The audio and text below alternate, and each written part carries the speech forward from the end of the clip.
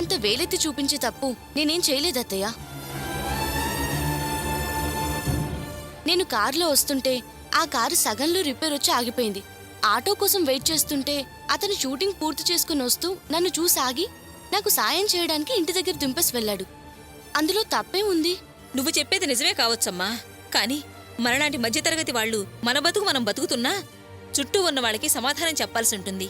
అత్తయ్య, మీరు చెప్పేది నాకు అర్థమవుతుంది.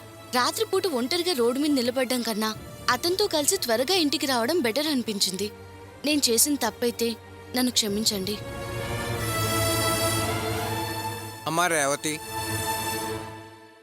ఈ జనం గురించి నీకు తెలియదమ్మా. వాళ్ళ తప్పులు వాళ్ళు చూసుకోలేని గురిగింజలమ్మా.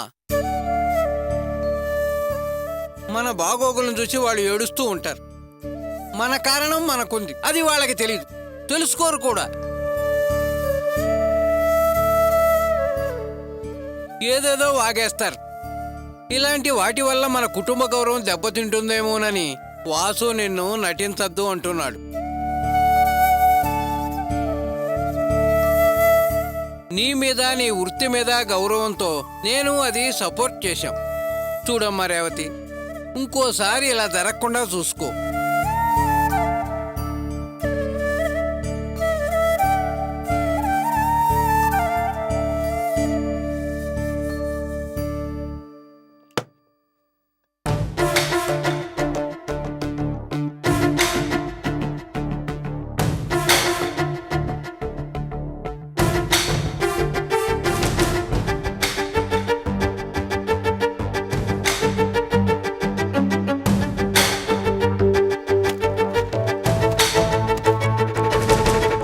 వాసు, నేను బైక్ మీద రావడం చూసి అత్తయ్య మావయ్య నన్ను ప్రశ్నించారు, కానీ నువ్వేం అడగలేదే. నిన్ను అడిగే అధికారం హక్కు నాకే ఉంది. నీ ఇష్టం వచ్చినట్టు నువ్వు చేసుకో.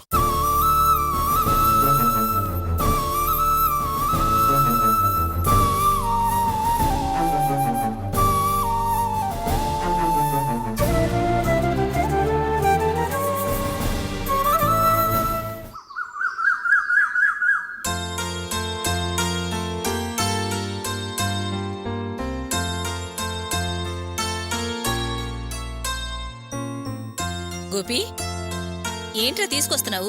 హోటల్ నుంచి టిఫిన్ తీసుకొస్తున్నానండి. హోటల్ నుంచి ఎందుకు తెస్తున్నావురా? అర్చన ఒంట్లో బాగాలేదండి.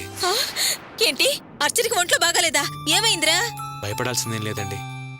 దానికి ప్రతి నెలా మామూలుగా ఉండే బాధే. నీరసంగా ఉందంటేను హోటల్కి వెళ్ళి టిఫిన్ తీసుకొస్తున్నాను. ఆగరా,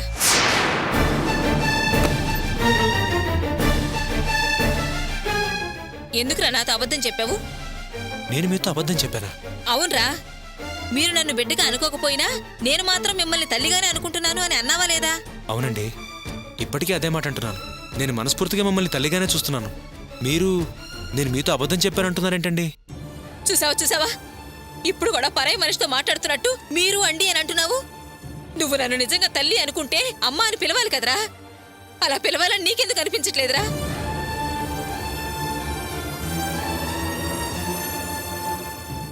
సరేరా, నిజంగా నేను నీ తల్లిని అనుకుంటే నువ్వేం చేసి ఉండాలి? నా భార్యకి ఒంట్లో బాగాలేదు, అది వంట చేయటం కుదరదు, మా ఇద్దరికి కాస్తంత వండి పెట్టమ్మా అని నన్ను అడగాలా లేదా? మరి నా దగ్గరకు వచ్చి ఎందుకు అడగలేదురా? ఎందుకు అడగలేదు నాకు ఇప్పుడు అర్థమైంది. మీరిద్దరూ పాత విషయాలు మర్చిపోలేదు, నన్ను క్షమించలేదు. ఏదో నేను చెప్పింది విని మౌనంగానే ఉన్నావు. నన్ను వేరుగానే చూస్తున్నావురా, తల్లి అనుకోవడం లేదు. నిజం చెప్తున్నానమ్మా, నువ్వే నాకమ్మవి. అదే నిజమైతే హోటల్ నుంచి టిఫిన్ ఎందుకు తీసుకొస్తావురా? అవునరా, అదన్నమాట నిజమే కదా. ఇంట్లో 3 ఆడవాళ్ళు ఉన్నారు.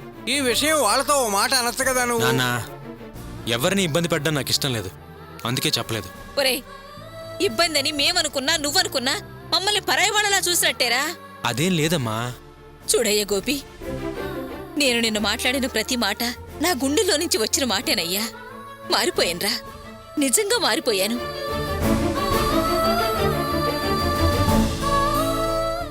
పాత భాగ్యం ఇప్పుడు లేదు, అది చచ్చిపోయింది. నన్ను నమ్ము గోపి.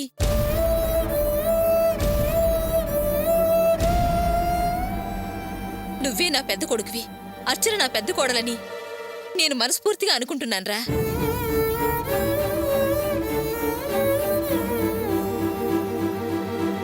అలా అనుకున్నప్పుడు నా కోడలికి ఒంట్లో బాగోకపోతే హోటల్ నుంచి మీరు తెచ్చుకుని తింటే నా మనసుకి ఎంత బాధ అనిపిస్తుందిరా.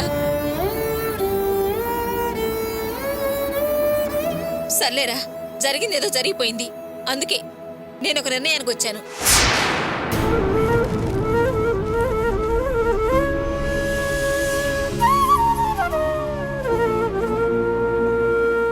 ఇన్నాళ్ళు వేరువేరుగా ఉన్నవాళ్ళం ఉన్నాం. ఇప్పుడు కలిసిపోయాం, ఒకటయ్యాం. కాబట్టి 2 పొయ్యలు తీసేసి ఒక పొయ్యే చేద్దాం.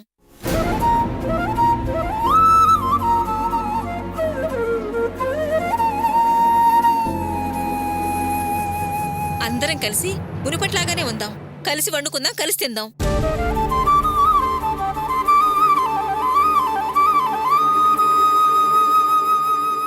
ఏంటబ్బా ఇది షాకుల మీద షాకులు ఇస్తోంది?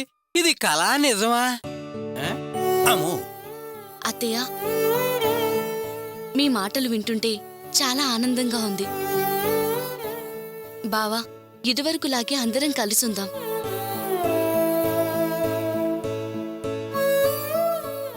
నేనింటికి రావడంతోనే వేరుపడ్డారనే మాట ఇరుగు పొరుగు అన్నారు.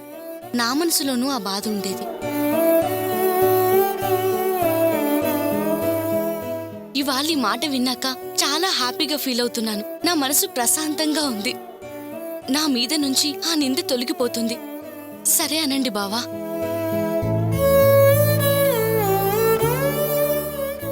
అక్క, బావను సరే అని చెప్పమనక్క. నువ్వు చెప్తే బావ ఓకే అంటారు.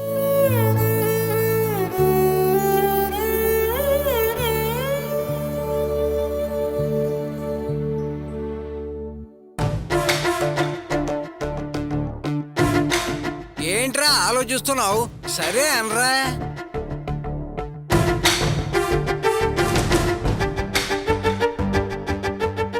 రాయ్, ఎందుకురా అర్చన అలా చూస్తావు? నువ్వు సరే అంటే అర్చన కాదంటుందా?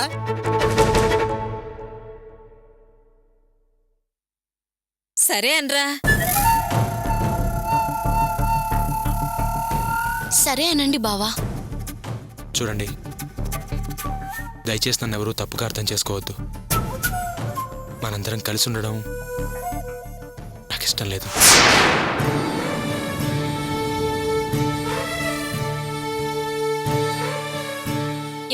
ఎందుకురా అలా అంటున్నావు?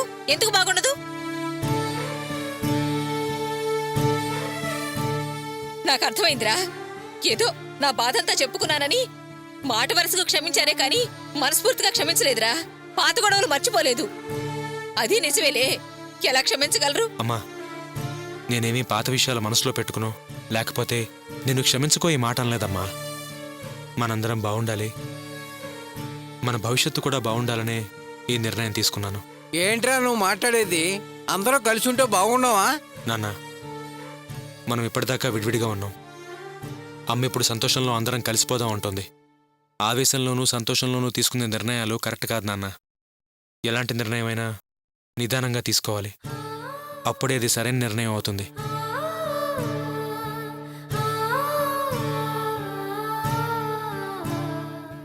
ఇప్పటిదాకా మనం పక్కపక్కనే ఉన్నాం, కానీ మన మనసుల్లో ఏదో తెలియని బాధ. దాంతో మనం శత్రువుల్లా మారిపోయాం. ప్రతిదానికి కోపాలు. కానీ ఇప్పుడు పశ్చాత్తాపం కలిగింది. దగ్గర అవుతున్నాం. మనం ఇంకా దగ్గర అవ్వాలి.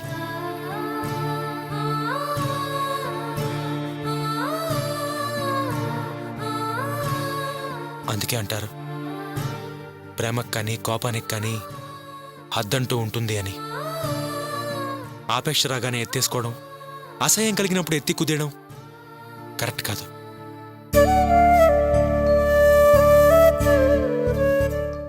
అందుకే చెప్తున్నానమ్మా, మనం విడివిడిగానే ఉందాం. ఎవరి వంట వాళ్లే చేసుకుందాం. ఇలాగే సంతోషంగా ఉందాం. సరేనా? అవునరా, నువ్వు చెప్పేది కూడా ఒక విధంగా కరెక్టే. సరే, అలాగే ఉందాం.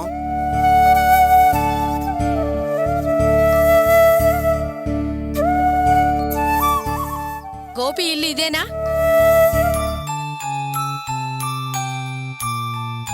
అమ్మా మీరా, బాగున్నారా?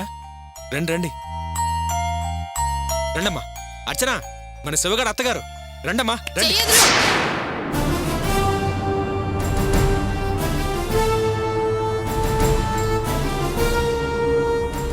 నేను మీ ఇంట్లో తీరిగ్గా కూర్చోడానికి రాలేదు, న్యాయం అడగటానికి వచ్చాను.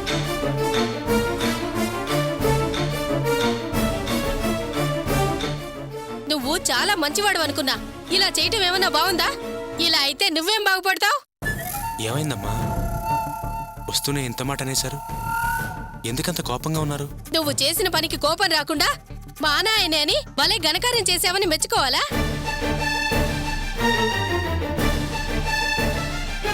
నేను కాబట్టి ఇలా మాటలతో సరిపుచ్చుతున్నాను, మరొకళ్ళైతే ఇంకో రకంగా బుద్ధి చెప్పేవాళ్ళు. ఏంటండి ఆయన ఏం తప్పు చేశారని నోటికొచ్చినట్టు మాట్లాడుతున్నారు? ఏం తప్పా? అయ్యో నా బంగారు తల్లి, మీ ఆయన ఏం తప్పు చేశాడో నీకు తెలీదా? వీడు చేసిందేంటో నీకు చెప్పలేదా?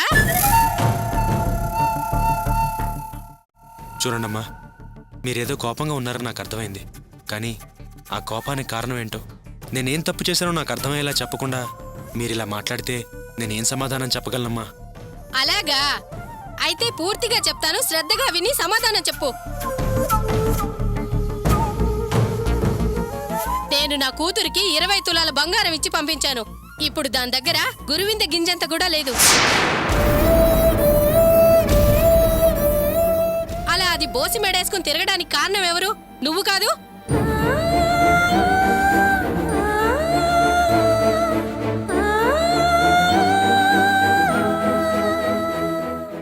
నేను నా భర్త కష్టపడి సంపాదించి దాని మెళ్ళో వేశాం. ఎందుకు? నా కూతురు లక్షణంగా ఉండాలనే కదా. కానీ ఈ రోజు అది ఎలా ఉంది? పచ్చతాడు మెళ్ళో వేసుకుని తిరుగుతోంది. ఎవరు చేయబట్టి? నువ్వు చేయబట్టే కదా.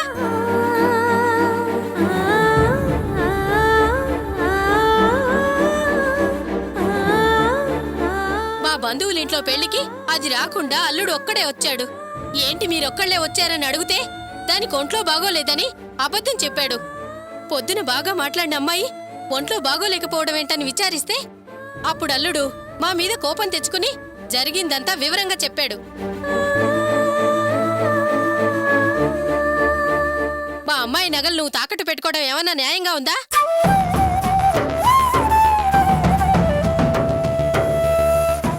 విషయం వినగానే నాకు మా ఆయనకి కడుపు మండిపోయింది. అదడగటానికే ఇక్కడికొచ్చాను. ఎవరింటి ఖర్చులకి ఎవరింటి నగలు తాకట్టు పెట్టుకుంటారు? ఇదేమన్నా పద్ధతిగా ఉందా?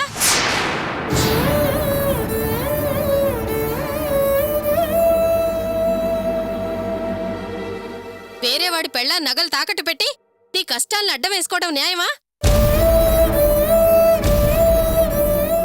స్నేహంలో స్నేహితుడి దగ్గర 50 100 లేకపోతే 1000 2000 అవసరానికి అప్పు తెచ్చుకోవచ్చు. అది మామూలే. అంతేకాని ఇలా చేయటానికి నీ మనస్సాక్షి ఎలా ఒప్పుకుంది?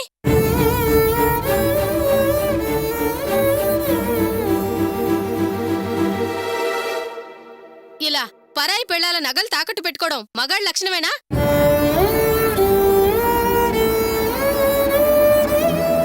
పది మందికి ఈ మాట చెప్దాం, ఏమంటారో విందాం.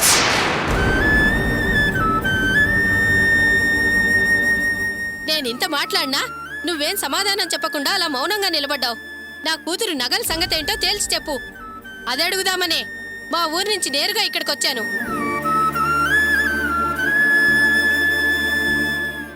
వాళ్ళకు చెప్తే రానివ్వరని అటు వెళ్లకుండా ఇటొచ్చాను. వాళ్ళకి ఈ విషయం తెలీదు. ఈరోజు మా నగలు మాకివ్వందే నేను వెళ్లే పనిలేదు.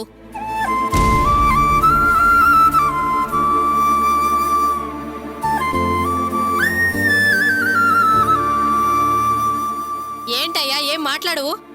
ఓహో, ఈవిడ ఇలాగే అంటుంది కదా అని నువ్వు కానీ మొండికేసావనుకో నేను వెళ్తాననుకుంటున్నావా? నేను జగమొండిని. ఛీ, ఏం బతుకయ్యా నీది? ఆడకూతురు సొమ్ము అడ్డం పెట్టుకుని అనుభవిస్తావా? ఏమో, ఇప్పటికే చాలా మాట్లాడావు, ఇక ఆపు. అరే, కాస్త ఆగుతావేమని చూస్తుంటే రెచ్చిపోయి తెగ మాట్లాడేస్తున్నావే. మరొక్క మాట మాట్లాడావంటే ఊరుకునేదే లేదు. ఏమనుకుంటున్నావో ఏమో. నా కొడుకును పట్టుకుని ఎంత మాట పడితే అంత మాట, ఏ మాట పడితే ఆ మాట మాట్లాడేస్తున్నావు. మనిషివేనా, మగాడివేనా, నీది ఒక బతికేనా అని తెగ మాట్లాడేస్తున్నావు. అసలు వాడి గురించి ఏం తెలుసని వాగుతున్నావు? అమ్మా, నువ్వు ఊరుకోరా. ఏమమ్మా మీ నగలు పెట్టి మా కష్టాలన్నీ తీర్చుకొని మేమేదో హాయిగా దర్జాగా బతుకుతున్నట్టు భలే మాట్లాడుతున్నావే. ఈ రోజుల్లో ఒకరికొకరు నగలిచ్చారంటే ఊరికే ఇస్తారా? అంతకంత లాభం ఉంటేనే ఆ పని చేసుంటారు. పాపం మా వాడికి ఆ నక్కజిత్తులన్నీ ఏం తెలుసు? వీడు వాడికి ఎంత సాయం చేయకపోతే వాళ్ళ నగలు వీడికి ఇచ్చుంటారో ఒక్కసారి ఆలోచించు. ఈ రోజు నీ కూతురు హాయిగా సుఖంగా సంతోషంగా కాపురం చేసుకుంటుంది అంటే దానికి కారణం ఎవరు? నా కొడుకు గోపి. వీడి పుణ్యమే వాళ్ళిద్దరూ కలుసున్నారు. నీ అల్లుడేదో స్నేహంతో సాయం చేశాడని దానికి ఇంటికొచ్చి పెద్ద రాద్ధాంతం చేస్తున్నావే. అమ్మా నువ్వాగరా. ఇలా నోరు పారేసుకుని ఇంటికొచ్చి అరిచేది నీ కూతురు నగల కోసమేగా. నువ్వింటికెళ్ళు. 1 గంటలో మీ నగలు మీ ఇంటికి వస్తాయి. వెళ్ళిక్కడి నుంచి. అబ్బో, పౌరుషాలకు పోయి మాట్లాడటం కాదు, మాట మీద నిలబడాలి. గంటలో ఇంటికి నగలు రాలేదనుకో, అప్పుడు చెప్తా మీ సంగతి. వస్తాయంటున్నానుగా, వెళ్ళు. ఇదిగో చూడవయ్యా, ఆవిడేదో గంట అంటోంది కాబట్టి వెళ్తున్నా. రాలేదో ఆ తర్వాత మంచి మర్యాద చూసే మనిషిని కాదు నేను. అమ్మా ఏంటమ్మా ఇది? నువ్వు ఆవేశంలో నగలు ఆవిడతో గంటలో పంపించేస్తానని చెప్పావు. ఆ నగలు విడిపించాలంటే దాదాపుగా ₹1,00,000 కావాలి. ఇప్పటికిప్పుడు ₹1,00,000 ఎక్కడి నుంచి తీసుకొస్తావమ్మా? ఏం చేయాలో అర్థం కావట్లేదు. ఏంట్రా మరి? ఆమె నోటుకొచ్చేట్టు మాట్లాడుతుంటే నోరు మూసుకొని కూర్చోమంటావా?